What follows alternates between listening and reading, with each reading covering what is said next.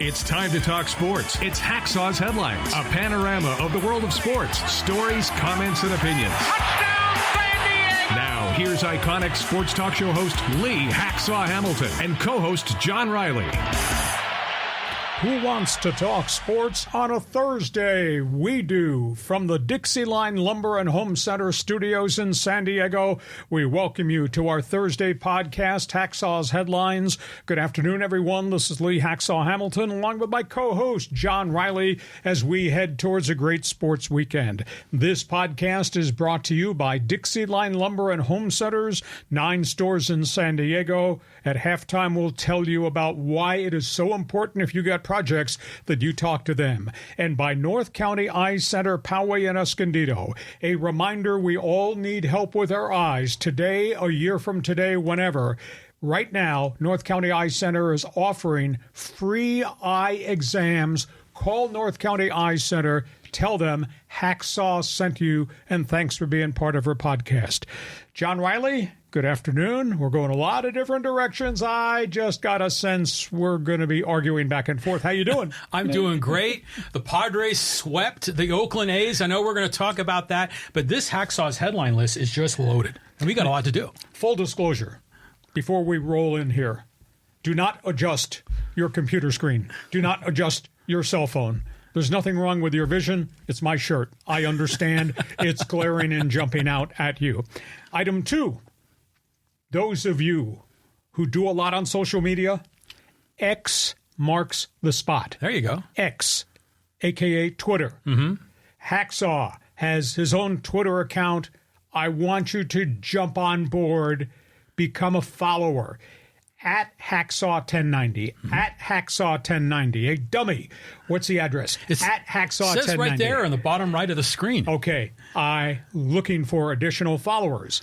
And of course, John and I kick this thing into gear, and we got a lot of unique things we're brainstorming.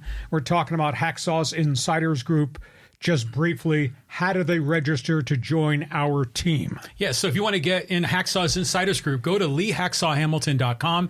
In the upper right corner, there's an orange box. Put your email in there. We're sending out, Hacksaw's Best 15 just about every weekday. And then the One Man's Opinion column on occasion, those will be rolling out. Plus, we got some plans here for the remainder of the year. And if you've never sampled my website, it's all written. I write on it every day. What the hell's wrong with you? Sample my website every morning. Today, a farewell piece to the legendary Jerry West was my One Man's Opinion column. So those are your marching orders. At Hacksaw1090, Insiders Group, sample the bleeping website. And when we're done talking to you about the hot topics on the table, John Riley's segment that he created, it's all his fault. It's called Fans Forum, and how does it work? Yeah, so Fans Forum is your chance to contact Hacksaw, ask Hacksaw a question, or make a comment in the world of sports. So drop your take in the live chat on Facebook, X, or on YouTube, and we'll get you involved in Fans Forum. Topics on the table. Here we go. We're going a lot of different directions. Well, I guarantee you a lot of different opinions on a Thursday, John. Yeah, so the Padres swept the A's. I mean, what do you think of this, Lee? Oh, please. I can't believe Padres social media. I can't believe my co-host with his opinions from left field. John, yes, it's great for the fans. 2 walk-off wins in a row. It's great. Padres have won 3 in a row. But it was the Oakland AAA Athletics. 29th in every offensive category in baseball, with the exception of strikeouts, where they're number 1 in the world. It was the Oakland A's. And the Padres could have lost the last 2 games of this homestand against the Oakland A's. 2 walk-off wins, it's great. But I'll tell you, Oakland, team batting average 220. 29th, I think I counted 9 different categories offensively. 29th. And you're ordering World Series tickets right now based on sweeping the Oakland Athletics? John, what's wrong with you? What's wrong with the people? Stupid me. I'll admit it. I thought the Padres would embark on a 10-game winning streak based on who they just came through all these different series. And instead, they went 6-6. They went 6-6, and I thought they had the potential to have a 10-game winning streak. And now, 12 of the next 19 are on the road. They go to Citi Field to play the battered New York Mets, but that's never easy. Then they go play the Phillies. And listen to this. When we get the first week of August, they got 9 road games in a row. Milwaukee, first place. Cleveland, first place. Baltimore, first place. And then they get the Dodgers here. First place. Yeah, exactly. So yeah, you're cheering sweep of the Oakland Athletics. I'm bemoaning 6-6 against who they just played in the schedule. I thought dude should have won 10 or 12 in a row, and look at what's ahead. Fernando Tatis, El Nino, boy, is he hot. He's hotter than the damn weather right now, and the weather's pretty hot in San Diego. Hitting .280 right now. That big 17-game hitting streak just kind of came to an end. He's hit some home runs. I'll tell you what, I credit Jackson Merrill because he had the .290 start. I mean, he was a red-hot rookie, started quick, faded. He was hitting .234 over about a month span. Now he's pushed his batting average back up to .278. He's out of the slump. And, of course, he hit the 2 home runs, the bombs. Boy, what a scary video of Jerks and Profar.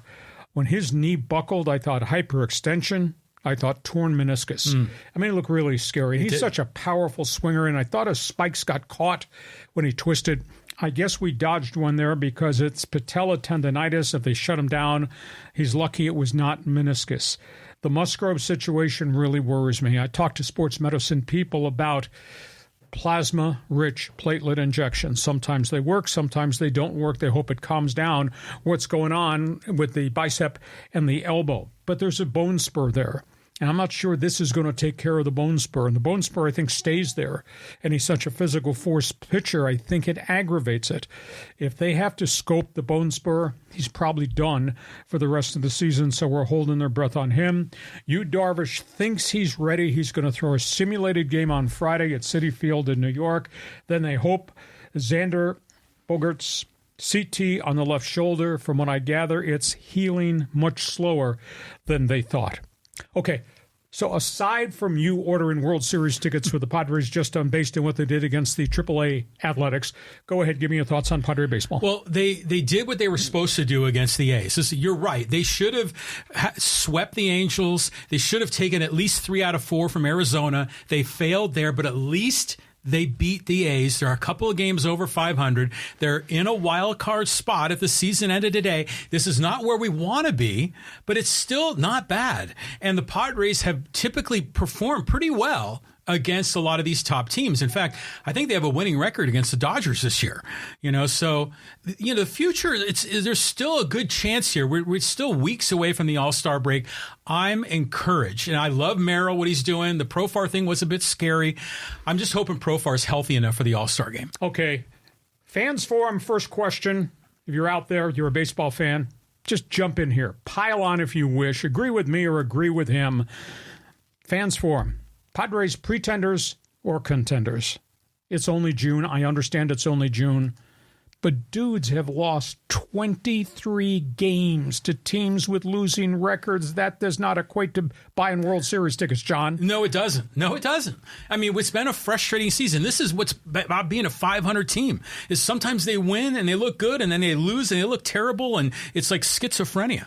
No excuses accepted. Looking for Padre fans, jump right now into our Fans Forum conversation. Next baseball topic, and this is the beginning of trade deadline watch. Yeah, I like some of these rumors, and there's already been a couple of deals. Yeah, let's talk about what is being rumored out there. The biggest one is the Dodgers.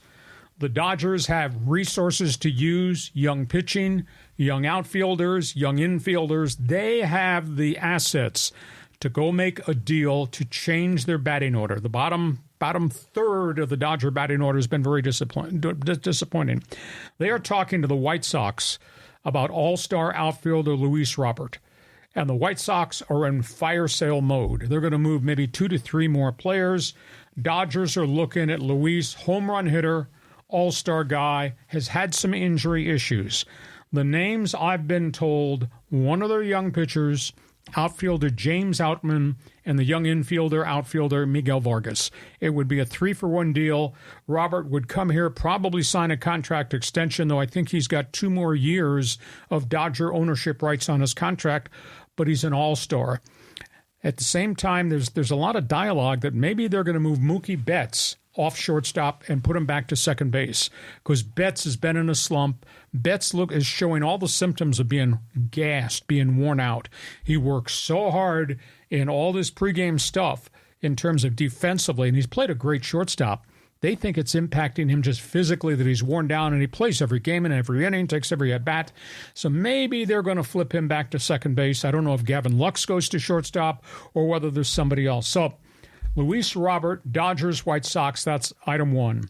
Item 2, has not happened. It's rumored from baseball national writers. The Angels might go to Mike Trout and say, we are going into a complete rebuild. Do you want to waive your no-trade clause? We will try to put you on a winner. Are you holding on to the table? Yeah, go ahead. Evidently, they want to talk to the Giants, or the Giants want to talk to them about Mike Trout. Wow. Wow is right. However, price tag would be your top young pitcher, Kyle Harrison. Price tag might be your catcher, Patrick Bailey. Price tag might be the young shortstop third baseman, Casey Schmidt, the ex-Aztec.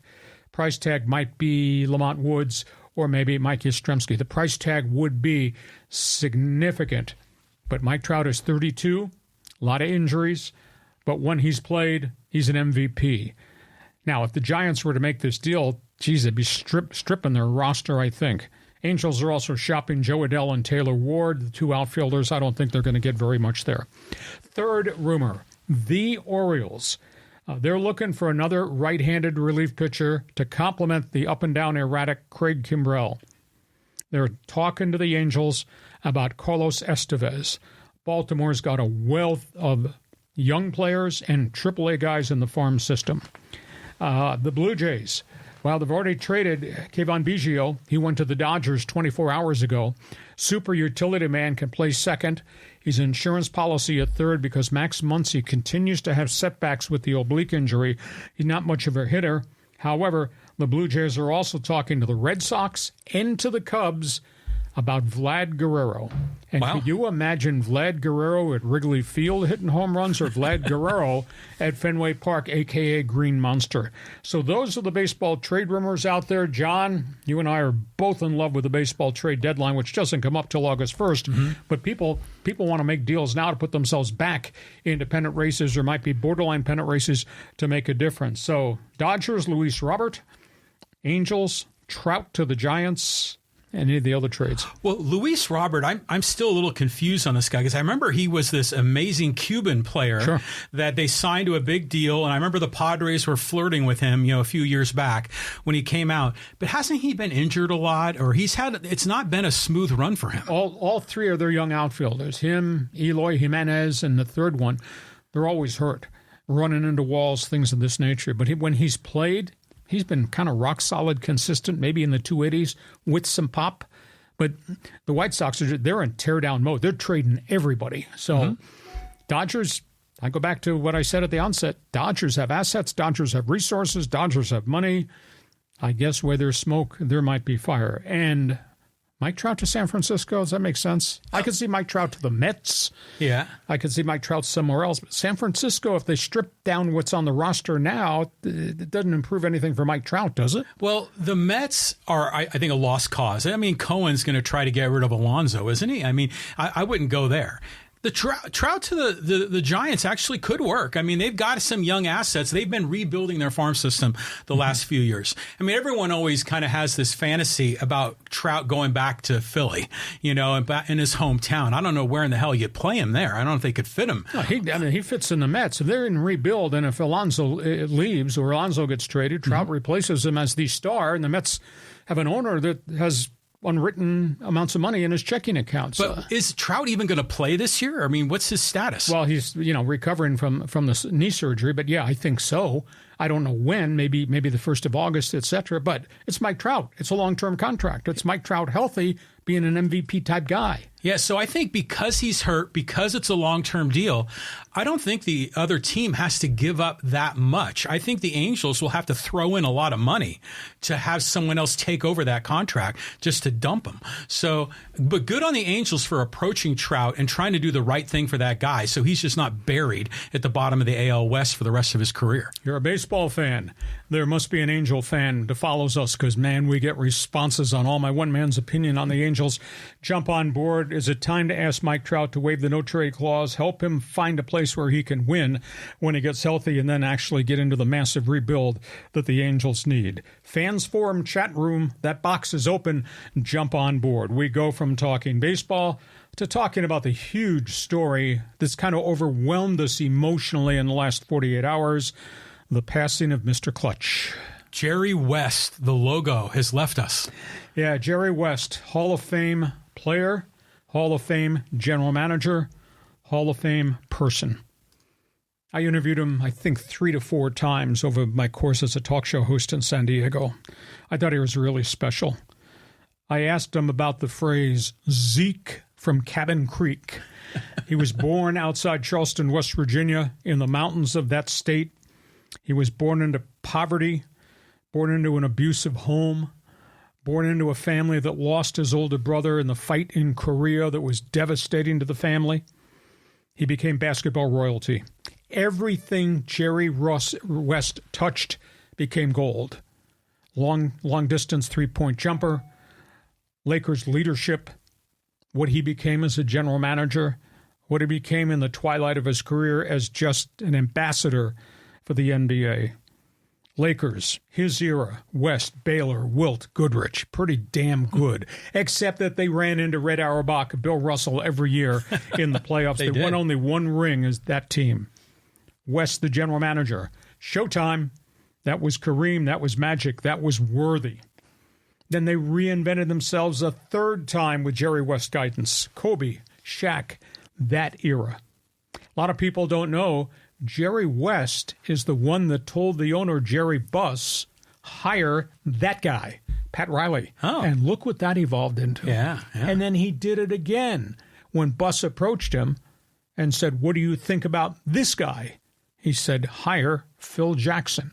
As different as Phil Jackson was, as aloof as he was, as much as the relationship between West and Phil Jackson kind of fell apart, he recommended hire this guy from Chicago. Then he became a consultant with the Clippers, then the Warriors, then the Memphis Grizzlies, and his input helped each of those teams, to a degree, turn into a winner. He was genius. He was brilliant. From a basketball perspective, he was unique in terms of his bond and his relationships with everybody. Now, he was haunted. Do you know Jerry West in the playoffs was 1 for 8 in the championship round? Won only one ring. Yeah, well, look who he was facing every year. Yeah, Wilt versus Bill Russell and the Lakers versus Red Auerbach and everything the Boston Celtics had. But as a general manager, he won 4 rings. Nice. And as a general manager, he built 8 different teams that went to the NBA Finals. I mean, this was a unique guy. And I'll tell you, I read his biography, and it was moving. Zeke from Cabin Creek kind of sounds kind of cool, but his life wasn't cool. He was an introvert because of abuse from his father. He was haunted by the death of his older brother, who was his closest ally, who got killed in Korea in the war. Life became basketball for him. He sought perfection. He created a pressurized situation in his life that led to lifetime depression. He was a really complex individual. He sought happiness. He sought success. He never found peace. Do you know that he could not sit on press row and watch a Laker game? Really? He would not sit in the owner's box. He would walk to the end of the floor and he'd watch a piece of the game in the tunnel and then walk around the arena. There was just something from a chemistry standpoint inside of him that swelled up that made him intolerable for him to sit and observe, despite all the greatness of the Lakers. It sounds like Billy Beane in the Oakland A's. Yeah, exactly. So I hope he's found his peace. He was a hell of a guy. And I liked him because he always had time for us. And I mean, there was always a media crush around Jerry West, and he made time. Or if I was up there when I was doing talk shows based out of L.A., and I'd go to Laker games, and I'd go in at halftime, and I'd see him in the tunnel and just say hi, and we'd talk for a little bit, just about whatever was on his mind, my mind, whatever. He was just, I was one of the more unique intellectual people. But man, he was a gold standard as it relates to basketball. And John Riley says? I say, well, I know all about his accolades as a general manager and as a consultant. I know he helped out the Clippers and I think the Grizzlies. And Golden State. And Golden State. But obviously he was the Laker GM before Mitch Kupchak, right? Yes. Okay, but the part of Jerry West that I don't know about is that he had retired from the NBA before I became an avid fan. And you hear the logo, you see some of the stats, but describe for me what kind of a player was Jerry West, and is there any modern day player that's similar? He was a gamer. He was Mr. Clutch, but he was surrounded by great talent. Yes, he did average 27 points a game in the course of his career, but he had Wilt, and he had the McAdoos of the world and the Gail Goodriches of the world. I mean, he really had good people around him. Elgin Baylor, exactly. He called Baylor the best player he ever played with. There's a lot of good players he played against, like Oscar Robertson, et cetera, and that whole entourage from Boston. But he was a shooter, but he was very unselfish. I just think he was a complete basketball player. Nobody gives him credit for being on the all-time NBA defensive team. Really? That guy stuck his nose in his head, chronic broken nose, because he always got hit in the face by elbows trying to bust through screens and make stops and go for rebounds. Complete basketball player. Granted, different era. It's not the Magic Bird era. It's not the Michael Jordan era. But his era had really good players and obviously the greatest team of all time, probably in that whole collection of Boston Celtics guys, the Russells and the Tommy Heinsohns and the Jones brothers and Tommy Setch Sanders and Red Auerbach smoking a cigar. That was the thing that drove him crazy, that freaking Red Auerbach, after they continued to eliminate the Lakers, championship series after championship series, would sit on the bench in the empty arena smoking a cigar. It drove West crazy. He was haunted by it. But I just think he was a hell of a gentleman. You know the weird angle to the story? The Clippers announced his passing. Really? Not the Lakers. Where the hell is the leadership of the Lakers? There's a statue outside the arena for Jerry West, and they didn't announce his passing. It came from the Clippers. Now, I think the divorce between the Lakers and the Lakers and Jerry West was kind of harsh and kind of tough. But how do you not announce the passing of your own icon, and you let the woe-begone Clippers, a.k.a. Donald Sterling era, now the Ballmer era, who've never gotten to the NBA championship, you let the Clippers make the announcement? That just drove me crazy. Yeah, I mean, I'm sure the Clippers enjoyed kind of sneaking that one in, as far as the announcement goes. But, yeah, what a great player. I mean, when you saw him play, was he more of a perimeter guy, or did he drive in the lane? He did it all, but he could drill that sucker from the outside. Oh, he could? Yeah, he didn't take as many shots as Pete Maravich took. Maravich was just a great shooter, and obviously he was not the athlete and the explosive guy that Michael Jordan was. But in his era, he was the best of the best. And, that best included Oscar Robertson, and that best included all those great players on the Boston Celtics, and it included Elgin Baylor. It was a great team. I mean, it seemed like in the 60s, it was always Lakers-Celtics back then, kind of the first era of their rivalry. But I look back at old-time basketball players from the 50s and 60s, and I think about the shoes they wore. Because they wore those like Chuck Connors Converse All-Star high tops with like barely any sole, very little support. And it's amazing that there weren't a lot more injuries back in that day. Well, different athletes. They weren't as explosive and going to the basket that way, and I don't think they put the force on their ankles and their Achilles and their heels then as these great athletes do today. But man, he was special. You're a Laker fan. Memories of Mr. Clutch, Jerry West. What a great player, executive, I tend to think great person. Next topic on the Lakers, and this is not going down very well. Yeah, the coaching search, Lee. I mean, has there been new developments since Hurley is out? Dan Hurley says no. The response in Los Angeles has just been downright ugly and bitter. LA Times lead columnist said this is the ultimate humiliation of the Lakers. This franchise should be in despair. It has shown us the dysfunction. Laker fans should be disillusioned. Now, what I don't quite understand, as harsh as that is, and columnist Bill Plaschke, who I really like, is a fine writer, they did make a hell of an offer. They met with him for 6 hours. And Dan Hurley came away saying, I was awed at the exchange of information with Pelinka and the meeting with Jeannie Buss. At the end of the day, he wanted to go home, and he wanted to stay on the East Coast. And he said, I think the quote that we talked about on Monday was, my heart is on this campus in Storrs, Connecticut. So I think just burning the Lakers organization at the stake the way the LA Times did, I thought was way over response. If they lowballed them, they said, yeah, we want you to come, $3 million. I could understand banging up. They offered him 6 years, $70 million plus bonuses on top of it if they kept winning world championships.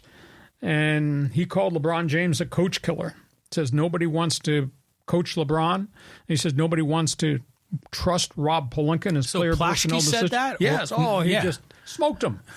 I thought it was a little bit gross overreaction. Right. I think it was more about Hurley wanting to stay on the East Coast and stay home rather than accept the challenge in the NBA. They are meeting for a second time tomorrow and Sunday with J.J. Redick.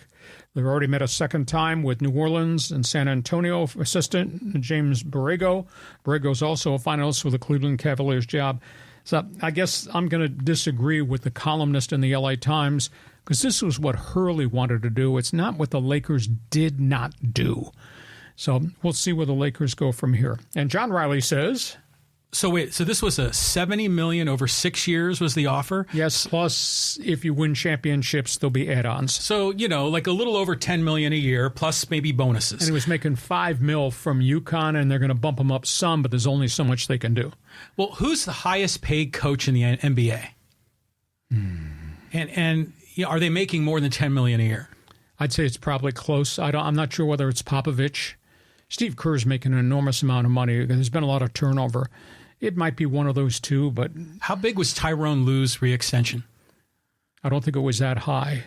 I want to say maybe $7 to $8 million. He was making in the fours. So that was... I've heard people say it was a lowball offer, even at over $10 million a year. Sounds like he might have been the highest paid coach in the NBA. He would have been close, if not tops, state-of-the-art money. I mean, they were willing to write a check, an all-time high check for the Lakers, who are rich. Well, again, it might be, cultural issues too. East Coast, West Coast, and, he's a big Jersey guy and all of that. I mean, I was told that he wanted input in player acquisitions, which would be taking some of the decision-making power away from Pelinka, and maybe he imagined that would be a problem. That was also told by an NBA East Coast writer that maybe it's got something to do with today's modern-day NBA player.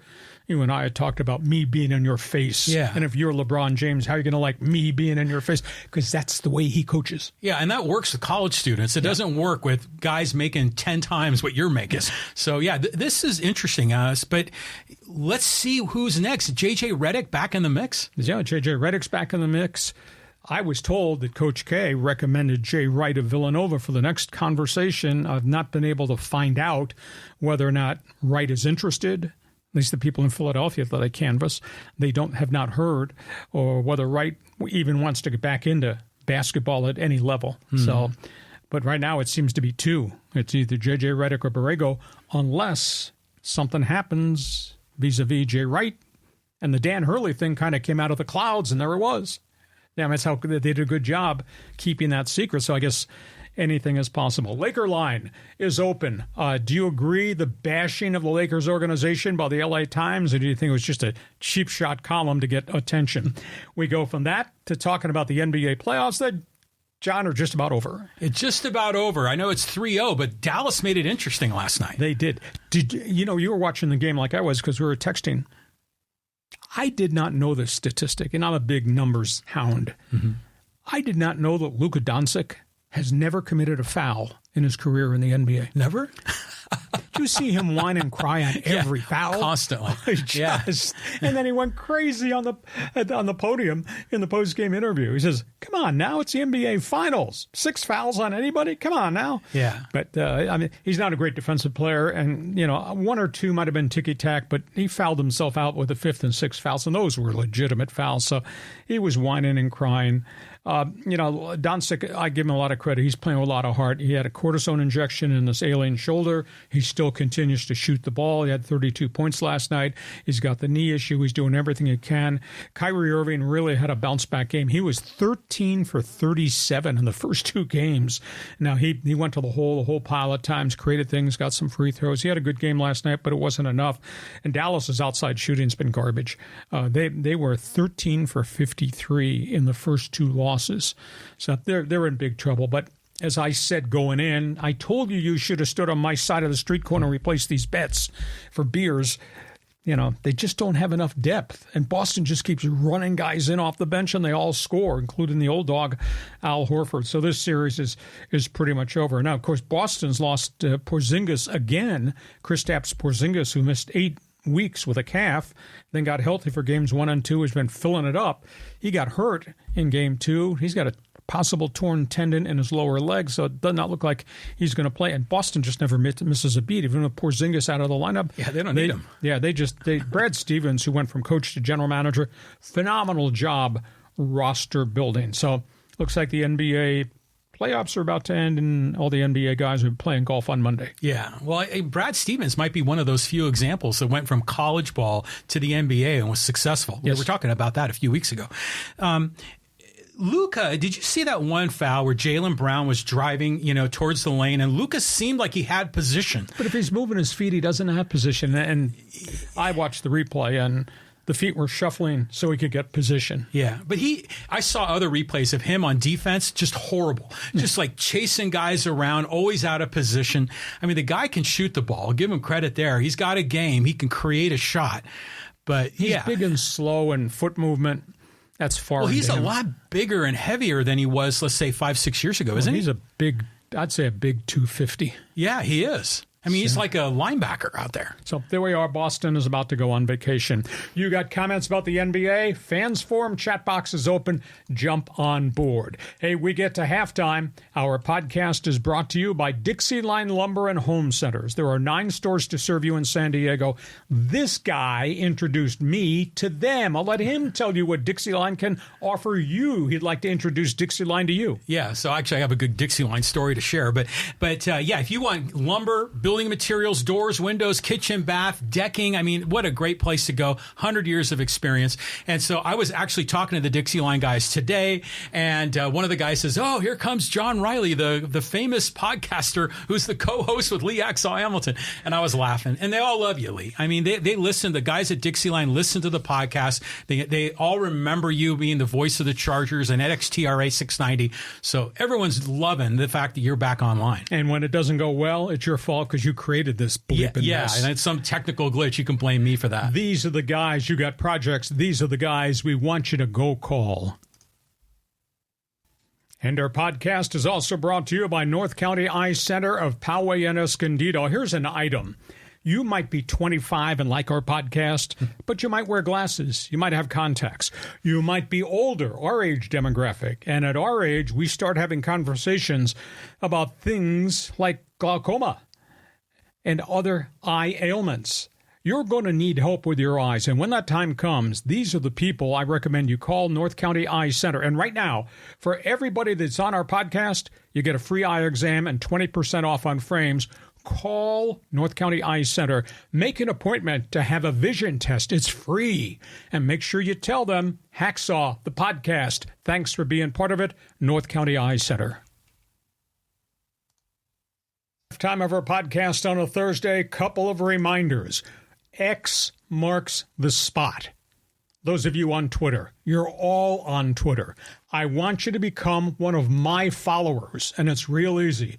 Just punch up Hacksaw at 1090. That's my Twitter account. Hit the button that says followers. Therefore, you'll get to see everything we put on board at Hacksaw 1090. Reminder, want you to be part of our Insiders group.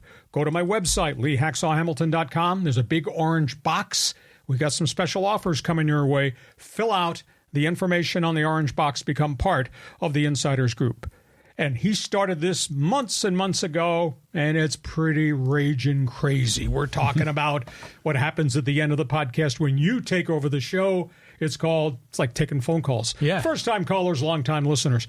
Fans Forum, John? Yeah, it is like phone calls. You're always saying hockey hotline, Lakers line. It's the same thing. Yeah, look what we got here. We got Angel and Callan and Derek and Matt and Mesa and who else is in here? Matt and Chris and Jamie. So we're going to get you all involved in Fans Forum here at the end of Hacksaw's Headlines. And a reminder, if you like what we're doing, give us a thumbs up, subscribe. Therefore, you'll get the alerts every time we put something up on our YouTube channel. We do that virtually every day. And tell a friend and give us a 5-star rating because that helps us a great deal.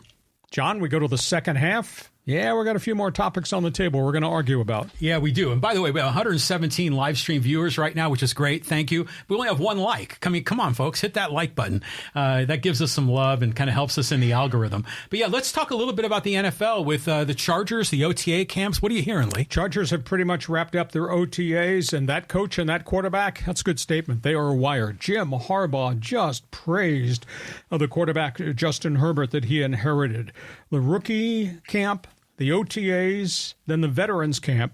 He said it was like putting a first coat of paint, a second coat of paint, and a third coat of paint on our team as they installed all this stuff for this new roster that he's got. And he praised his players, saying we're taking advantage of every minute, every hour that we're in this facility. He says, now we'll find out next time we meet. We'll put pads on to see how tough we are. He called Justin Herbert an incredible talent. Says the quarterback crushed the talent test that I gave him when he first got here. He said he's an off-the-charts leader. The Chargers made it official. The number one pick, Joe Alt, will start at right tackle. And Trey Pipkins, who's removed as right tackle, has gone inside. He's going to play right guard. And I think that's a pretty good move because he's big, physical, and he's got good feet. He says they think they have enough running backs. They do think the young wide receiver mix will have to grow into the job, but he believes the addition of Bud Dupree, the ex-Steeler, as a pass rusher, bringing back Denzel Perryman, who had moved around, to go with Bosa, to go with Khalil Mack, he thinks they're going to be good. Chargers did something really cool on the final day of the OTAs with all the veterans there. They practiced in Costa Mesa early in the morning. They came down. They bussed down the 50 miles down to Camp Pendleton, and they put on a private walkthrough for all the Marines and their families and their kids. It was really kind of cool. And then some of the San Diego media went there, and in his typical fashion, the first family of football owner, whose team is in last place, Dean Spanos, did not want to talk to the San Diego media. Of course not. And I can understand why, because he'd get blasted. But anyhow, Harbaugh just way off the charts in his praise of Justin Herbert. So you can be a fan, and the burning question is, I mean, they ripped half this roster apart. All the skill guys around the quarterback are gone. I mean, from Austin Eckler to all the receivers, the tight ends, etc. And they're trying to patch and fix the defense, and they think they had themselves a banner draft. So, John Riley, how good are they? What do you think, or don't we know till they start playing in September? It's confusing, because the skill guys weren't necessarily the problem, that they had. I mean, they just had trouble running the ball. Their defense was really spotty. Their guys in coverage were always getting burned. So the fact that Harbaugh's coming in and installing a new system is good news, and he'll get these new draft kids to plug in and play in his scheme. I like that. But it's still a big question mark of what this is going to be and if this is going to be a fast rebuild or if this is going to take some time. But you say the OTAs are done. So what's next on the schedule as we get closer to preseason football? Well, they're on summer vacation until about July 23rd. So they've done the rookie draft orientation camp. Then they did 5 weeks of OTAs. And then they did the veterans full roster mini camp that they just completed. So now they're on vacation. Now, players will continue to work out by themselves, work out on their own, and they'll come back. I think it's July 23rd. Most everybody opens camp simultaneously. So they've installed everything they're going to run, and now they just be repetitions. And as Harbaugh says, we'll get them into pads and see how they are. But he's got what a lot of other first-time head coaches don't have. He's got a quarterback. Most of these places, I've used this phrase, you probably heard me say it on the radio, when they clean house, place kind of resembles 3 Mile Island. There's nothing left and nobody around. Right. Not the case with the Chargers, at least not at the quarterback position, but awful lot of wide receivers, kids in the mix, and obviously going to try to replace Austin Eckler with 3 different people, but 2 of those guys have had injury issues. So it'll be interesting going in.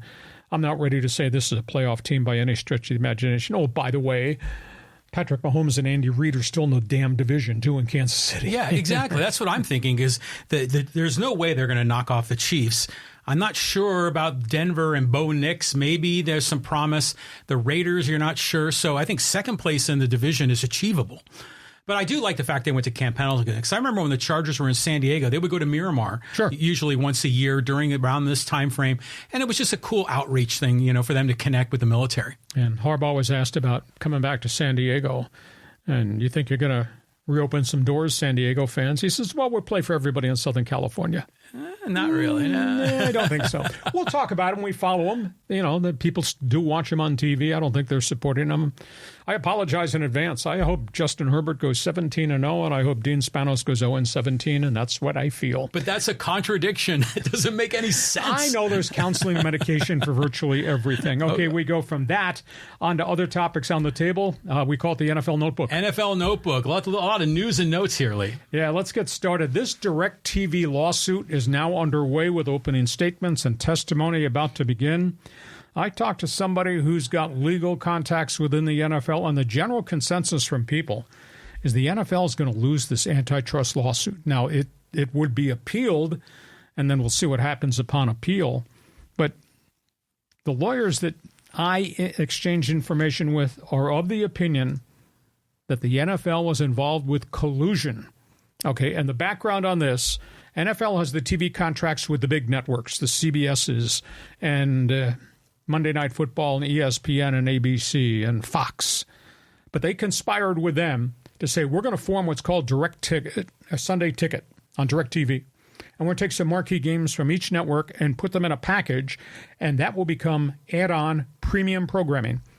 And John Q. fan, John Riley, can subscribe to that for $399.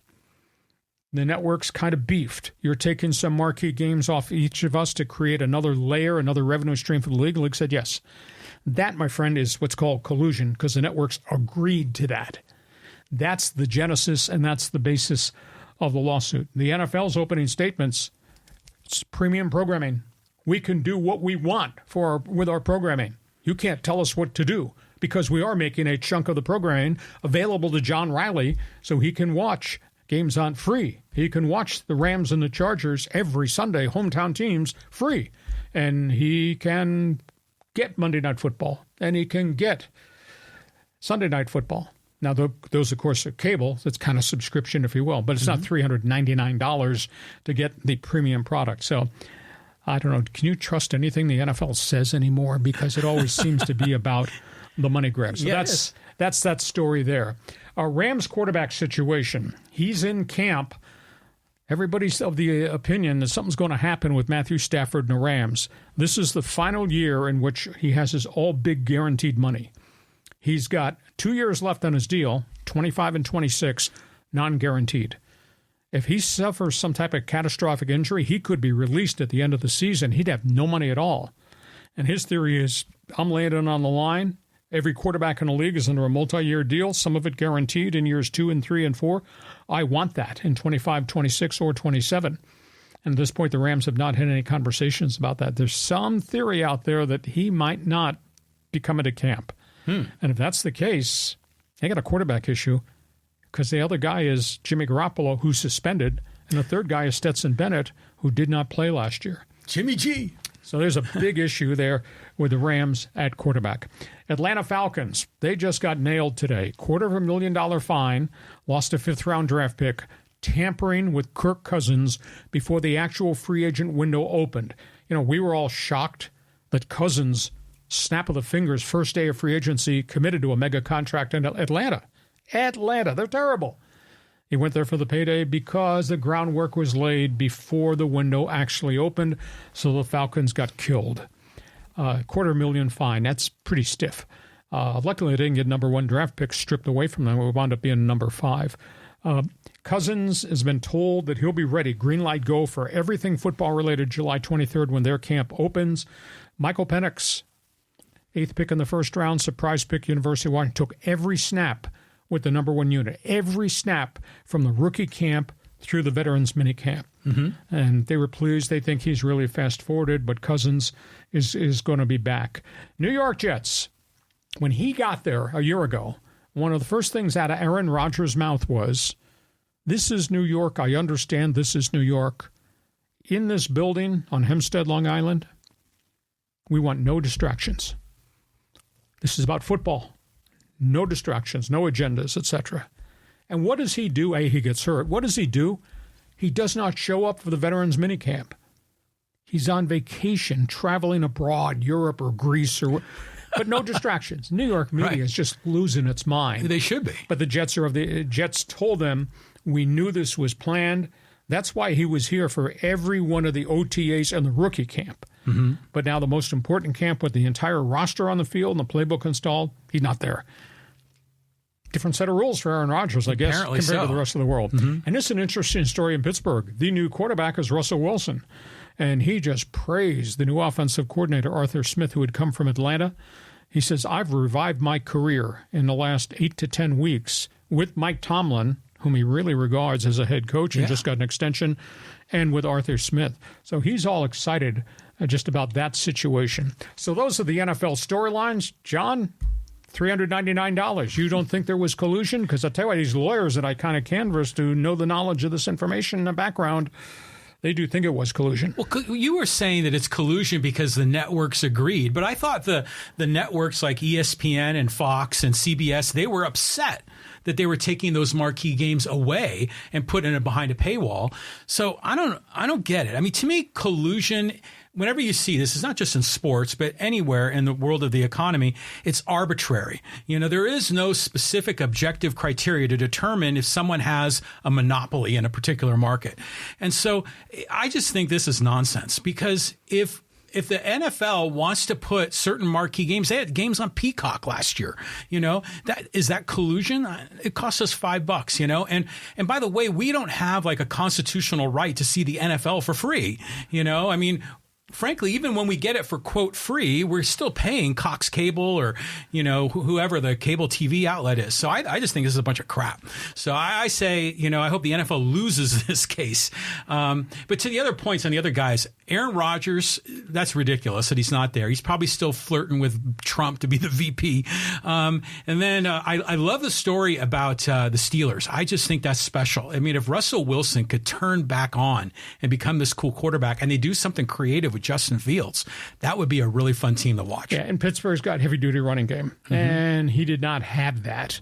Not in Denver, and obviously towards the tail end of Seattle. So I'll be fascinated to see how he does, but he was raving about Arthur Smith, and Arthur Smith, as a head coach in Atlanta, struggled a little bit because of injuries, but man, he had firepower and people that they moved the football up and down the field. So this is going to be fun. One other football note. This is I like what I've seen. It kind of surprised most of us. This involves San Diego State, Snapdragon Stadium, and one of the crown jewels of the sports scene here, the Holiday Bowl. It's moving from Petco Park, where it's been for 3 years. It's moving to Snapdragon Stadium because it is a football-only stadium. It'll seat 35. Maybe they can jam 40,000 in it, and it's good for the Holiday Bowl. And I'll tell you what, I'll give credit to the Padres, because the Padres wrote a check for $2.2 million. As a good citizen, they had to make changes at Petco Park so they could actually stage football. So the Padres did a good citizen gesture to help the Holiday Bowl. Now the Holiday Bowl is going back to a football-only venue, which will be good for the fans. Now, I think the sidebar story, nobody's really addressed it. We've not gotten any answers to it as it relates to where's the Holiday Bowl going to go to get teams? Because with the playoffs being expanded to 12 teams next year, there's a lot less teams for them to, quote, cherry pick and get. You know, and their thing was, well, we'd have the Pac-12 representative in the ACC. Well, there's only 2 Pac-12 teams left, Oregon State, Washington State. They could still sales pitch one of the former Pac-12 teams, maybe an Arizona State or a Utah, whatever, come be in our bowl game, or, you know, whether or not Oregon or Washington would come, but maybe they would if they don't have banner seasons.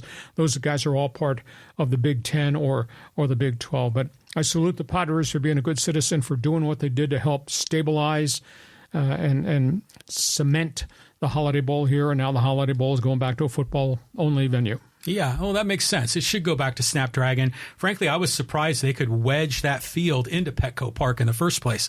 But you kind of wonder about the viability of all these bowl games. You know, like you say, with the playoff system expanding.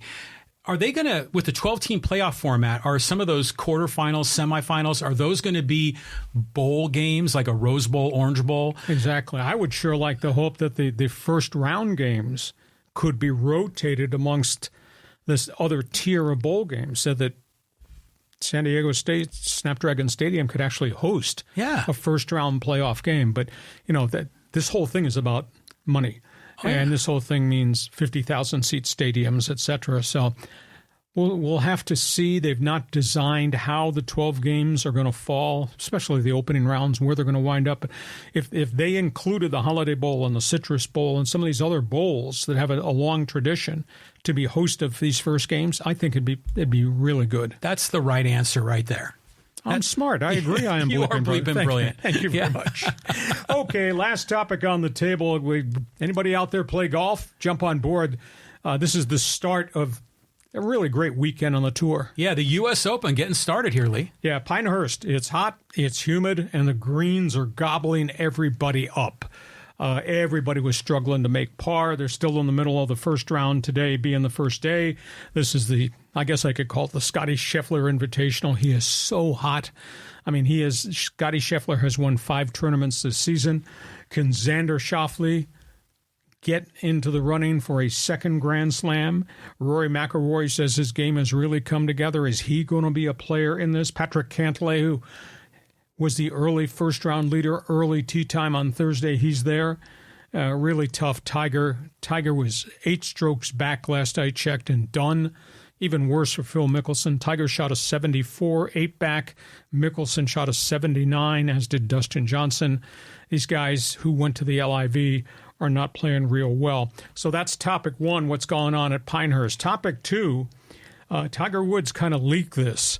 PGA and the LIV have held 2 negotiating sessions in the last 2 weeks. They are pushing the envelope to try to get a solution to, quote, the merger. And the only thing Tiger Woods would say, yes, I took part in a negotiating meeting, I think it was on Monday, the day before he went to practice at Pinehurst. He said, I see a light at the end of the tunnel, but he wouldn't give any details. Is the light at the end of the tunnel a merger as it relates to the LIV guys being allowed to come back and play on the Pro Tour free? Or do they have to pay their way back in because they violated the tour card? He would not go there. Rory McIlroy had a really intriguing comment also on Monday. McIlroy said the PIF, the Public Investment Fund, Saudi Arabia, they invest money, lots of money in lots of things. John Riley, if they invested in you, they do expect a return. Yeah. And Rory says they have not gotten the return on golf. And they are really upset in Saudi Arabia about what was created by Greg Norman and what has not happened in the 2 years so far. Keep an eye on that. TV ratings. Last Sunday, I watched the end of the Memorial. That was pretty electric. Jack Nicklaus's tournament in Dublin, Ohio. Did anybody watch LIV? You ready for this? Sunday, final round Memorial. 2.8 million viewers for the Memorial. All right. LIV. Were you one of the 145,000 that watched the final round of the LIV? Yeah. That's incredible. It's unbelievable. Yeah, well, no wonder they're not making a return on their investment. Yeah, so that's an interesting story. And now another story just surfaced yesterday. The USGA, which runs the U.S. Open, this tournament at Pinehurst, have confirmed that their group, their rules committee, is sitting and meeting and talking about creating a waiver exemption for guys who left to go to the LIV. Now, it's not my driver's license. I'm a star, used to be a star. It's not Dustin Johnson saying, here I am, take me. But if you're having an exceptional year this year, if they form this new rule, whoever's hot at the top of the LIV leaderboard standings, money, etc., could get an exemption to play in the U.S. Open. Because right now you have to qualify to the U.S. Open based on points and all that, and they're not getting world ranking points in LIV. But the USGA says we want the greatest fields we can have for the fans at Pinehurst, so maybe next year we'll have an exempt status.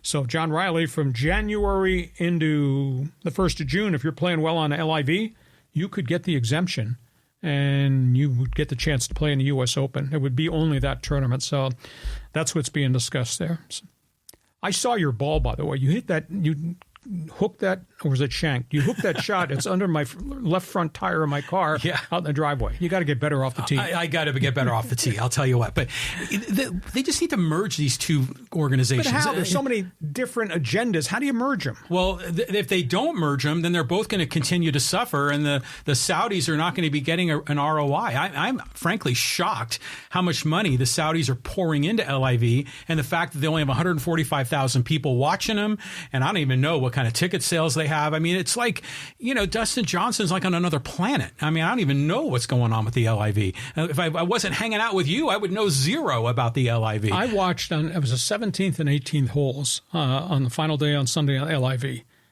And I swear to you, there weren't 25 people around the 18th green on the final hole of the final day of the LIV tournament. That's insane. Nobody's paying attention to it. Yeah, and you see some of those PGA ones, that 18th hole, I think especially at the Waste Management Open, they just all gather around and around the final green. I love that. The other comment was about Pinehurst, okay? And where is that? Is that like in North Carolina? In the Carolinas. And you always hear about some golf courses in America that are very special, and Pinehurst is one of them. It's right there. It's not, I don't think it's held in the same esteem as Augusta, but it's close. Very close, yeah. But I know it's the U.S. Open's there, but the U.S. Open has been there periodically, right? The U.S. Open rotates all over the place. Mm-hmm. Yeah, it's just history. It's just great history, and it's a really tough course. The greens just eat you up. And if you watch closely, like today being Thursday, or if you look at just to watch a little bit on Friday and the pin placements on Friday, and then circle back on Saturday and Sunday and see where they put the pin placements. Because the pin placements might be in the middle of the green on Thursday and top part of the green on Friday. And Saturday and Sunday, they're on the periphery of the green. And if you miss the shot, it goes down the hill. Maybe it goes into the water, into the rough. I mean, the history of the U.S. Open, it's not a golf course. It is an obstacle course. Oh, absolutely. They load that sucker. And these greens at Pinehurst they just eat you alive. I just think the groundskeepers at these courses are unbelievable. Yeah. I mean, just the way they can keep the greens so smooth without any divots, and you figure they're pulling holes out and filling holes over there. Those guys do a great job. Good, too. Hey, listen, this podcast is brought to you by DIXIELINE Lumber and Home Centers. 9 locations in San Diego to serve you. Got projects? They've got solutions for you. And by North County Eye Center, Poway Escondido, offering free eye exams for our viewers now. Just call North County Eye Center. Tell them Hacksaw on his podcast invited you to make the phone call. We're all going to need help with our eyes sometime. Make that call. Get that free eye exam now at North County Eye Center. Ready, set, go. John, your turn. All right, here, let's go to Jamie, kick us off. He says, I think the Padres need more pitching, and we need to send Matsui back to the minors. I don't trust him at all. Well, he's a little bit hot, a little bit cold. I'm worried that maybe scouting reports kind of figured him out. He is walking more batters than he did early on, but he threw 98 against the AAA Oakland A's. I mean, he had velocity and he had pretty good location. I don't think he's as much of a problem, but he's been a little erratic. I don't know what they're going to do with Enyel De Los Santos. He's given up home runs at an alarming rate. Yeah. He's this year's version of your guy Emilio Pagan, who's gone. So they're going to have to do some adjustments. I mean, the rumors are out there everywhere that A.J. Preller's trying to make a deal, but the problem is everybody knows who the Padres' marquee guys are, and he's not going to trade Rob Snelling, the pitcher, who's kind of stalled at Double-A. And even though Ethan Salas is hitting 194 at Fort Wayne in A-ball, I doubt they're going to trade him unless it's a mega trade. And I don't think they want to trade the young shortstop up here in Lake Elsinore, DeVries, who started to hit and started to play a little bit better. So I just don't know how many assets AJ's got to make the kind of deal that maybe he wants to make if he wants to get. And the other question is, does he want a right-handed reliever? Or does he want another starting pitcher? Because this injury thing with Musgrove is pretty scary. And I know you like him, but, pal, I'm not willing to try to stay in a pennant race with Randy Vasquez being one of my key starters. And I just don't know how to trust some of the other guys at the back end of the rotation. I mean, Matt Waldron has done well in some starts, and other starts can't control the knuckleball. So he may have to find a way to make a deal and get another starting pitcher to plug in. Well, first of all, Matt Waldron isn't just shaky. Matt Waldron is killing it. Well, he's killing it right now, but that's a start-to-start process. But it's gotten better and better, and that knuckleball is dancing. It's fluttering. Combined with a 91-mile-an-hour fastball that's suddenly in on your hands and you can't get around on it. No, I give him a lot of credit. He's got a lot of grit, and obviously so does Michael King, and so does Dylan Cease. But I'm just not sold because Vasquez has these bad outings and has bad innings and then gets bailed out. Mm-hmm. I just don't think he can live on the ragged edge the way he pitches. And, we don't know about Joe, and we obviously are hoping that Yu comes back, but he's had 2 muscular injuries now this season alone. And Musgrove, I don't know if you know this, Musgrove's had 5 significant injuries in 14 months. 5? But we knew about the shoulder capsule. What are the other shoulder 4? Capsule. Twice the elbow. Oh, the toe as and well. A fractured toe. Yeah. It's a bit of an issue. So we'll see if AJ makes a deal. But Matsui looked great at the beginning of the season. You're like, this little lefty, he was pretty good. It just seems he just lost his command because that ball is like that slider or curve kind of comes from 10 o'clock down to 4 o'clock, and he just as always seems to be out of the zone. I think a couple of tweaks, he'll be fine. He was clocked at 98 when he beat the AAAs. Well, hey. AAAs. You got to beat the AAAs, and he did it. On we go. Next question on Fans Forum. Okay, let's go to Chris. He says, this is a no-brainer for the Dodgers. Plug Luis Robert into the outfield for the next few years. Send over Outman and Vargas and an arm. The only thing that might hold up this deal is if the White Sox won't take on Dave Roberts in the remaining 2 years on his contract. React to me. Oh, man. Dodger fans are piling on Dave Roberts right now. But, Dodger fan, I'm look at the scoreboard, would you? The Dodgers got 12 guys on the disabled list, 11 of them pitchers, and they're still in freaking first place. So what are we whining about here? You're in first place by 7 or 8 games in a really weak division with 11 pitchers on the DL, and you're about to get some of these pitchers back. Kershaw next week, I'm led to believe, is going to throw rehab, and he's already been clocked at 90 with no setbacks in the bullpen. Bobby Miller is throwing his final rehab, might be Thursday or might be Friday in AAA. He's going to be back. Gavin Stone is 7-2. I mean, that's the surprise of all. Oh, really? Yeah. So, why are you whining? I mean, look at where they are and all the problems they've had, and look at where they are right now. Now, I do think they have a decision to make what they're going to do about this Mookie Betts situation because he looks worn out. And with the Dodger coaches saying his work ethic is off the charts in terms of how much he does before the games in terms of shortstop. Well, there's a wear and tear factor, and he puts a lot of pressure himself as the leadoff guy. And, I mean, he was hitting the 330s, and I think he's down into the 260s more recently. He's just is not hitting for power. So, Luis Roberts, pretty good player, and the Dodgers are really deep in assets to put together a 3-for-1 package for Luis Robert of the White Sox. So that might be the next significant deal. Padres have already made 2 deals of significance well before the trade deadline, so the Dodgers might be the next one to dive in there. But, Chris, they're in first place. They're in first place with 11 pitchers on the DL. Nobody else in the world could stand the loss of that many guys and still be in first place. Yeah, well, they did have a skid there for a while, right? They stopped hitting. Yeah, against the Reds and the Pirates. But it's still amazing to me that they're doing as well as they are with all those guys that are on the injured list. And Max Muncy's not had a third setback with the oblique. Well, when Clayton Kershaw comes back, I mean, he's not going to light the world on fire. He's going to be like Walker Buehler, right? He's going to be kind of hit and miss, inconsistent, kind of sputtering. So we're still not sure what's going to happen here. The Mookie Betts story to me is interesting because, first of all, what a fantastic athlete that you can play right field and win Gold Gloves, and you can go into shortstop and play second base. And he's such a good character guy, a good leader. I mean, there's nothing bad about Mookie. But yeah, maybe he needs to move off of shortstop because his play is declining. And frankly, I think he's a better asset to the Dodgers if he's in the outfield. It just Gavin Lux can't play shortstop because he was goofing it up all the time. Yeah, he had a lousy spring training, which got him demoted and sat on the bench and didn't hit. Now it's kind of odd. He started to hit the ball. I mean, he was batting .203, and they were going to send him out. And then they had the injuries, and they kept him on, and he's been hitting like 300 for the last 10 days. Wow. So, Dodger fan, no whining. You're in first place with all those problems. Next question. Okay, let's get Derek on the Laker line. He says the Lakers management was out looking for a coach that was willing to work for them. That's probably why they didn't make the Jerry West announcement, right? Derek is responding to my question. How could the Lakers, with the passing of one of their icons, not make the announcement themselves? They let the guy across the hallway, the Clippers, make the announcement about the Laker legend. Just, I don't know where the Lakers' mind is right now. They're not paying attention to everything, in addition to not having a coach right now. But I do side with the Lakers. They made a phenomenal offer to get Dan Hurley, and he elected emotionally to stay on the East Coast. I thought the LA Times column was a real cheap shot. Well, let me ask you this. Do you think it's a problem with leadership with the Lakers? I mean, we often talk about the Chargers, and the problem was Dean Spanos.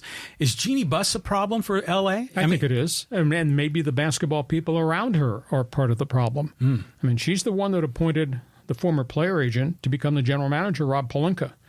And yeah, they did win a championship in 2020 on a, 40-game schedule, whatever they played that year. In the bubble. In the bubble. But they haven't done anything since, and they've just revolved that roster. I mean, it's like Grand Central Station. Ever been on a subway where you go through the turnstiles? Yeah. That's what the Laker roster has been for 4 straight years, trying to find the right guy coming out of the turnstile to be on the team, to be the third wheel or the fourth wheel or the bench guy. And outside of Austin Reeves, there's not a hell of a lot of trustworthy guys there. Mm-hmm. So, yeah. It just doesn't seem to make some sense to me. I think it's an organizational thing. At the top of the organizational chart, and whose name is there? Jeannie Buss. Jeannie Buss, Yeah. Next question. Next question. Let's move on. Let's go to Callan. Canada Network of San Diego checking in. This is from Callan. He says, it really feels like Edmonton needs to win Game 3 or Florida is breaking out the brooms. Bobrovsky wins the Conn Smythe, in my opinion. Florida wins it all. Well, I don't think it's a walkover. I think it's hard for Florida to do this in Edmonton, and these guys will play passionate. And, I'll say this. I mean, the Oilers just shot the lights out in Game 1 and got shut out because Bobrovsky stoned them. And then in Game 2, Florida scored actually one quality goal, but they suffocate you. They check you all over the ice. They don't let you build speed at center ice to get the puck into the zone. They're just a tough team to operate with. And by the way, they got a lot of goal scorers, whereas Edmonton right now has got one line, if you will. It's Connor McDavid and Draisaitl and Zach Hyman, and the other lines have just totally disappeared. But it's in Edmonton, and I tell you, that place rocks. From the minute they sing "O Canada," you can't sit down. The bedlam, the noise is unbelievable. And Oilers do play a lot better. So they can score a couple early. They're back in it. They win this one. Then they're back in the series because they could probably win Game 2. Obviously, they're going to have to go into Florida. But they went into Florida and should have won Game 1 and got stoned by the Russian goaltender. So I don't think this series is far from over at all. Now, they're playing tonight, right? Yes. Tonight in Edmonton. Did you get any Molson's Canadian? I want Molson's Canadian with my pizza. Yeah. It's just, you get the beer here from Molson's, Moosehead beer. I'll tell you what, though, the O Canada Network from Winnipeg, they're really happy you're not wearing that Oilers shirt anymore. I've got a Jets shirt. I should have worn it sometime during the year. Full disclosure, I mean, I got all this radio gear with logos, so I traded one of my extra 690 hoodies for Winnipeg Jets hoodie. So I've got a Jets hoodie. So I'll have to wear that one of these days in the middle of the summer to appease part of the old Canada Network. But well, even your shirt today has a Snapple logo on it. As I said at the onset, do not adjust your cell phone or your computer screen. There's nothing wrong with what's on the video. It's just my shirt that's causing this thing to go that way. Hi, O Canada, thanks for joining us. Next question. Okay, let's go here to Manny. He says, I asked last year about the Padres, and I will ask again. Who is the team captain? Maybe if someone steps up, the Padres can compete in more games. Well, I don't think they have a clubhouse problem. I think it's different. I do think Mike Schiltz's word carries a lot of clout, and I think they listen to him. Now, he protects them. Definitely. Everything is beautiful. Hey, your ass is a 500 team. You should have won 12 games in a row based on who you just played, and you went 6-6. I'm the only one in the media that's critiquing where they are right now, and I understand injuries. But I think Schiltz done a really good job directing them, motivating them. And they got guys that are dinged. I mean, Manny has not been Manny. That's the byproduct of the elbow. And now he's obviously got the hip flexor thing. He can't run hard at this point in time. Now, he may be playing third base this weekend against the Mets, but I think they got a roster full of guys who can do. You're renting Tyler Wade with a hope 1 or 2 games a week he'll do something for you. And, they got the outfielder they got from Arizona, and he can occasionally hit, has not hit much lately, but has hit in this last series against the AAAs. He hit pretty well. David Peralta. So I think they're doing well, but they are dinged up in the pitching staff, and that kind of worries me going because there's still almost more than half a season to go, and the rotation's not healthy. Yeah, there's a lot of question marks. It's hard to keep all those pitchers healthy. The whole thing about a captain, though, is interesting because is that something that the players vote on, or does the management decree? Manager decrees. You know, we've had great captains. Tony Gwynn was a great captain. Caminetti was a firebrand. That's a different personality. Musgrove could be a captain to a degree, but he's a pitcher. Normally your captain is an everyday guy. Mm-hmm. And there's a lot of new people that are, quote, part of the everyday guy that are on this roster right now. And, you know, Tatis to me, is too young. I don't think Machado is loud enough. Soto was definitely not that guy. He was Mr. Me, Myself, and I. So I think true vocal leadership, it's not there because the roster's got so many young guys, new guys on it. Well, Manny is the de facto captain. You Should be. You even see it in the post-game interviews where they will defer to Manny's leadership. It's just he doesn't wear a C on his chest. I mean, Derek Jeter, that was his nickname, right? The captain. Mm-hmm. He was elected as a captain or by the managers? By the manager. Right. Okay, but what's the role of the captain officially? I mean, it's really mostly just being a figurehead, a spokesperson for the team, right? Yeah, and when times get tough, the captain is the one that says we are shutting the doors and we're going to have a players-only meeting. Mm. And that happens every team, every league. Sometimes it happens more than a couple times a year just based on a team that's struggling or underachieving, et cetera. But that's what the captain does. And a captain leads by hitting 280 with home runs or playing Gold Glove, third base, whatever. So Manny's not vocal. He is at the polar end of the spectrum compared to, I mean, I dealt with Gwynn and I dealt with Caminetti, and they were firebrands. Mm-hmm. That this is what we're doing, and this is why we're doing it. I'm picking up the flag. Follow me. Yeah. That's not Manny. It's not Manny at all. That's the tricky part. It's like, who could be the captain? And I'm just kind of thinking it through in my head, and you're going like, well, Profar, no. Merrill's too young. Xander, no.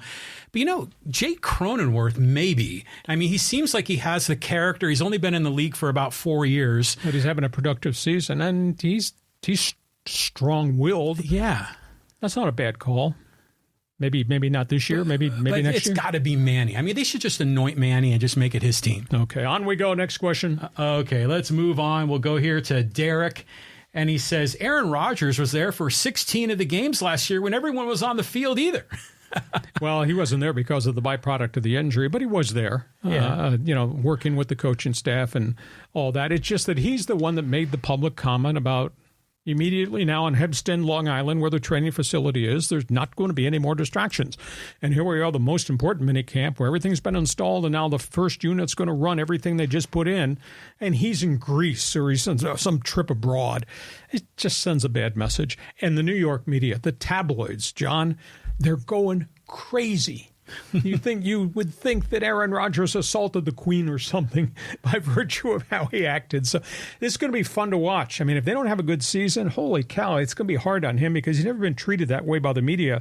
And these New York tabloid papers, the Post and the New York Daily News, they're just going to go crazy about Aaron Rodgers. And the freaking fans who ride the subway, everybody's sitting on a subway reading everything the tabloids are saying. But there's just so much off-the-field fodder for, to go after Aaron Rodgers on. Whether you like him or not, there's just a lot of content. He's a great player, but yeah. Now all of a sudden we got this distraction after he told me a year ago at the press conference, there's not going to be more distractions or the Hempstead training facility. It's got to be rough being a Jets fan, man. I mean, those guys, they just struggle. Have they been... Not recently. They've been in the Super Bowl and Super Bowl III. Have they made the AFC Championship in the last 10 or 20 years? I don't think so. All you need to do is go back and look at how many quarterbacks they drafted that did not pan out. Oh, yeah. There you go. Next question. Okay, let's go here to Cal. And he had another comment. He says, I believe the first-round games are going to be held at on-campus sites. Well, that is the first-year game plan. I totally disagree with having a team in the playoffs hosting a home game packed in a stadium with all their fans. You got the bowls. The bowls are suffering. Holiday Bowl is suffering. It's not what it was before. for a lot of different reasons. The Citrus Bowl, the Gator Bowl. I mean, these are all marquee events that have been very important emotionally in the fabric of the community. Why not take the first-round games and put them in, I hate to say Tier 2 bowls because that makes it sound shabby, but put them in these long-established bowls and let them host the first-round games. And if you can do it regionally, if there's a first-round game on the West Coast that involves Oregon or Washington or whomever, put it here on the West Coast. Put it in Snapdragon Stadium or one of these other stadiums, and you'll probably fill it up. And that would keep these bowl games functional and alive and give them just a new brand. Oh, absolutely. It's a no-brainer decision to do that. I'm not a dummy. I know what I'm talking about. Well, you know, the Red River Showdown between Oklahoma and Texas takes place in Dallas, like roughly halfway between the two. They fill up that stadium. It's a huge event. The fans flock to it. No one's bitching and moaning that the game isn't at home. They like it that it's at this interesting neutral site. So, yeah, I mean, maybe this year they need to use the home field because they haven't got all their ducks in a row with the bowls, but we got to get to that point where all these bowls play a part in the playoff. Yeah, that's what I told the executive director of the Holiday Bowl. I know they've struggled with the relationships with these conferences and the quality of teams they're getting, and they've done a great job on the Holiday Bowl. You know, but I told Bruce Neville, you need to become the front runner and lead the consortium of this next group of bowls and say, we want to host the first round games, because then it makes San Diego destination point. You sell out the game. It helps the finances of the Holiday Bowl. And I'll tell you what, the same thing should be discussed in Orlando with the Citrus Bowl, or in Memphis with the Liberty Bowl, or the Gator Bowl that used to be in Jacksonville. Do it. First round games, make them there. And then you can take the second round games. You can put them in Jerry's World in Dallas or in the Rose Bowl or whatever. Right. Yeah, exactly. I mean, you need to be the commissioner. Yeah. I don't have enough things that I'm doing right now. Next question. Next question. Okay, let's go to Danny. And he says, love what Smack Saw does, and I miss him on the radio. I just found out that the coach, John Quintera, has his own YouTube channel. Now we are missing Philly Billy and Steve Hartman. Well, Philly Billy does a talk show in Philadelphia on a small 1,000-watt station. He has me and the coach on maybe once a month just to talk sports. So Bill's doing was build. It's kind of hard, though, because Philly Billy is a great friend of mine. I helped get him hired out here. Philly Billy's world stopped in 1978. I swear he probably has a black and white TV at home. Philly Billy does not have one of these. He does not have a computer. No computer at all. Philly Billy does not know how to access the internet. Philly Billy probably still has a dial phone at home in Philadelphia where he calls all his contacts and he writes notes. His world stopped in 1978, but he's great. But it's cool. We, you know, of all the guys that did sports talk radio collectively together, our podcast has been very successful. Scott Kaplan's podcast, The Field Goal Kicker, Wide Right, he's got a podcast that's worked well. John is just kind of moseying in to the podcast world, and we're going to have John back on as a co-host here when I get tired of this guy broadcasting from left field with his opinions. So, you know, it takes a lot of effort, it takes a lot of money. You do have to write a bunch of checks to make this execute. So that's why we ask you to frequent our sponsors and tell them the Hacksaw sent you. It's really, really important to keep this going. But you're right. This has worked pretty well. John and I think, have been linked for more than 15 months. I have not checked recently. I'm not sure what our subscriber number is, but it was north of 5,000, which was pretty good coming out of the gate. Well, that's just on YouTube, you know. So you have over 16,000 followers on Instagram. You know, your Twitter presence is still really good. I mean, you were doing a lot of Twitter before we started the podcast. So, yeah, I mean, you're expanding into TikTok and on Threads. I mean, you're everywhere, Hacksaw. Think the Chinese like me? Yeah, well, you know, they better not ban TikTok. He did a research piece, and I had not seen this till about a month ago. I think it encompassed the first 15 months of our podcast and all the other social media stuff. We've had 1.8 million people sample this podcast and my columns and everything I do on Instagram and all the other social media. Think about that. 1.8 million people. Yeah, and that's a legit number, you know, because we added them all up across all the different social media. Well, here's an example. We did a commentary on Trevor Bauer, Make the Phone Call, about 2 weeks ago. Yeah. And we had 55,000 views on that one man's opinion in like a week. And that's just Instagram. Yeah. That same video is getting views on YouTube, is getting views on Twitter. I mean, so, yeah, I mean, the numbers are unbelievable. Yeah, we did We did a commentary on Stan Kroenke Rams versus Dean Spanos. Right.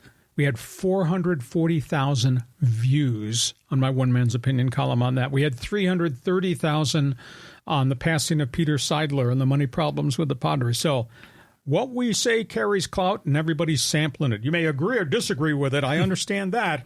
But everybody we know is sampling it. So, Danny, you're right. This stuff works. Well, I love the fact that all your former fans, I'm one of the fans. And haters. And the haters. They still love Philly Billy, and they still love all the guys. But there's another guy from 690 that's done pretty well, Jim Rome. Oh, well, exactly. Yeah, he's done exceptionally well. And now he's no longer on network TV. He got put on waivers, and he's gone to X. Like we've gone to X, and so he's doing his show on Twitter, aka X now. I've been seeing replays of the Jim Everett fight with Jim Rome on my YouTube subscription, and that kind of put him on the national map. That was the marquee event that almost knocked him off the air. Yeah. Too. Okay, a couple more here on Fans Forum. Okay, let's go here to Steve. He says, what bugs me? Last year, all the Padre games were put on Channel 4 on Cox. This year, they put it on another channel, and it costs way more to watch now. And the stinger is they're playing commercials during the game. The one game I wanted to see was on Fox. Got rained out. Got Pitt on Fox Sports 1. I don't have it. Well, everything's changed in terms of broadcasting now. I mean, I happen to have Spectrum. So I get to watch Padre games on Channel 305. Cox Cable, I think it was on Channel 4. Then they started Padres TV, which is $19.99 a month subscription. And, of course, all that has to give way if the Padres are on a national game, if they wind up on Fox 1. And if they gets delayed by rain, sometimes it gets bumped to Fox 2. It's really hard to follow the team. But if you have Spectrum or Cox, you should be able to see all the games because they announced that all the games are on the same channels that they were on last year. And, of course, if you subscribe to DirecTV, which that's the only other thing I subscribe to, you can watch it. I think it's channel 694.3. Mm-hmm. So the Padre games are there on some of the different cables or the true subscription package. But still, sometimes they'll play on Apple TV. Mm-hmm. And have you watched any of those games? You do subscribe to Apple? I came over here, but you weren't home. Yeah, I knocked on the door. Nobody answered. The dog barked. It's the broadcast visually on Apple TV is fantastic. It's like 4K, really crisp graphics is what you'd expect from Apple. But the play-by-play guys, it's not our Don and Mud. It's like some of these national dudes, and they're just not anywhere close to as entertaining. But yeah, for some people, this is trouble. Finding the games. But speaking for myself, I remember back as a kid in the 70s, and I'd want to watch the San Francisco Giants. You'd be lucky to get a game a month on TV. I was a kid growing up. Now, I was different because I grew up on Long Island, and we had access to the New York Yankees, whom I hated, the Brooklyn Dodgers, and the New York Giants. They were all on TV where I grew up on Long Island.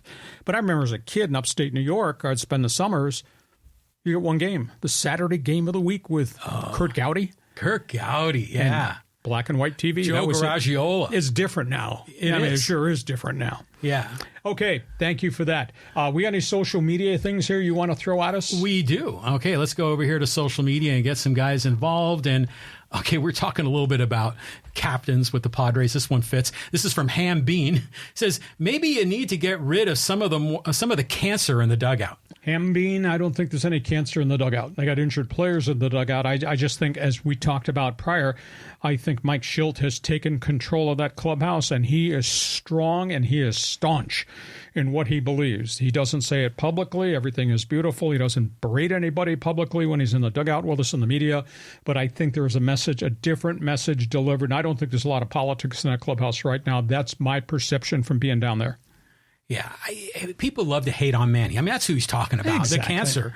Manny is just a little bit of a different guy. He's not a cheerleader. He's not Johnny Hustle. We already know that. But I see good vibes in that dugout, and clearly they're playing for the camera. They know the camera's on them when they do their high fives coming back from home runs. But I'm not sensing that there's a cancer on the team. And to your point about Shildt, I'm really starting to really like this guy, and his perspective, because he's different. Deep thinker. Yes, he is. Now, I happen to think Bob Melvin was a really smart guy, but obviously the message was either blocked by A.J. Preller or the message did not get through. And, of course, that clubhouse was different a year ago with Soto, Mr. Me, Myself, and I. Yeah. I mean, that was, I think that might have been a cancer, legitimately. On we go. Next question, social media. Caitlin Clark question here. This is from Miss Graves. It's all just theater. Heroines and villains, roller derby repackaged. Is that the WNBA league? That's what some of the people in the WNBA have become, roller derby queens. You know, the Angel Reeses of the world. And, you know, I'll swing back to what I said. And Caitlin Clark's had a tough couple of weeks, John. I don't know. She got benched the other night. Indiana's 3-10. They sat her down for not playing defense. Actually, they sat 4 starters down and got their doors blown off. They're 3-10.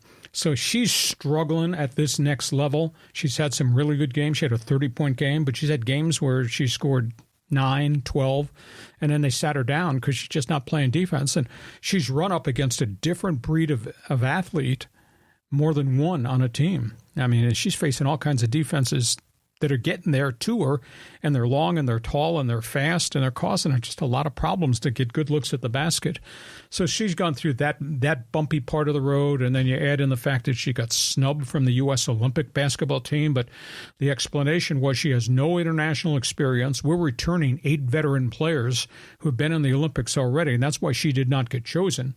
And then obviously how she was treated in the game by Chicago and some of the mocking and the hard fouls and the jibber-jabber.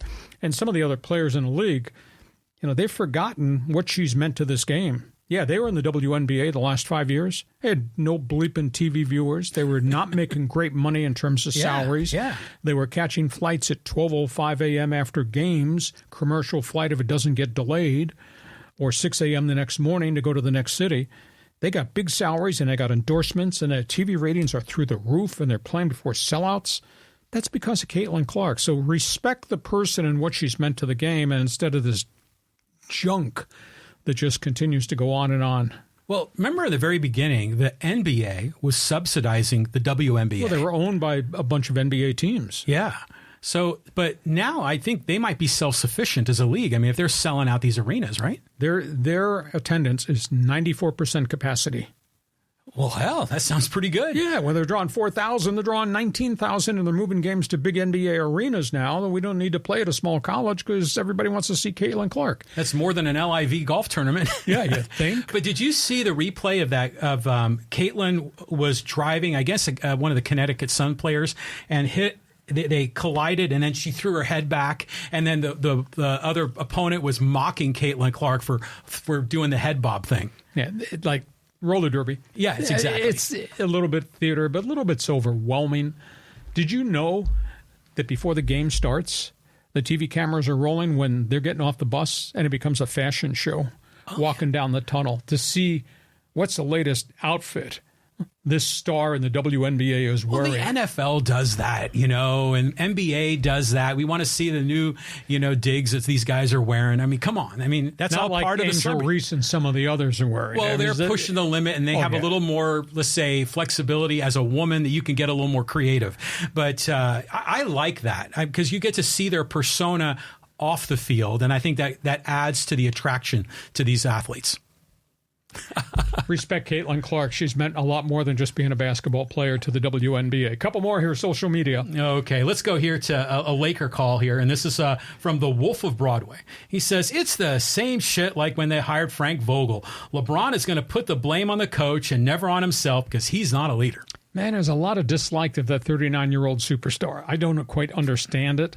Now, does he carry too much force in terms of decisions in the front office? Maybe he does with Pelinka. But at the end of the day, when he's on the floor, that's max effort. That's 105% effort from a 39-year-old guy who gets hurt and plays through injuries, etc. So I'm not as down on LeBron as probably a lot of people in L.A. are. Where the hell would you be if you didn't have him? What if he suffered an Achilles injury opening night and could not play the rest of the year? What do you think your team would be? Lottery? So, I mean, LeBron is always a spectacle. LeBron often doesn't show the best leadership qualities at times. But statistically, he's hard to argue with. I mean, the guy puts up the numbers. But there's something wrong with the Lakers. And, you know, we were saying maybe it's leadership, ownership, you know, general management. Maybe it's the bench. Or maybe it's LeBron. But what I could tell you right now, that's not a championship team. But where would you be if he were not there? Well, maybe rebuilding and creating a Showtime #2. You know, maybe the whole thing could be completely different. So you want him out of there? Bring back Nick Van Exel. Jeez. Okay. Hey, listen, we hope you have enjoyed our Thursday podcast. It's brought to you by DIXIELINE Lumber and Home Centers, 9 stores in San Diego to serve you, and by North County Eye Center right now, offering all of our viewers free eye exams. You tell them Hacksaw sent you. We'll be back in here on Monday. Bonus coverage starts 1 p.m. Pacific. John, man, we covered a lot of stories. We probably upset a lot of people along the way. Take a deep breath. We'll be back to argue about it all on Monday. Have a great sports weekend. I'm looking forward to O Canada tonight in Edmonton. Thanks for being with us on Hacksaw's Headlines. Join us again for Hacksaw's Headlines on YouTube, Facebook, and Twitter. And find the audio version on your favorite podcast app. Touchdown, San Diego! For more content, go to LeeHacksawHamilton.com.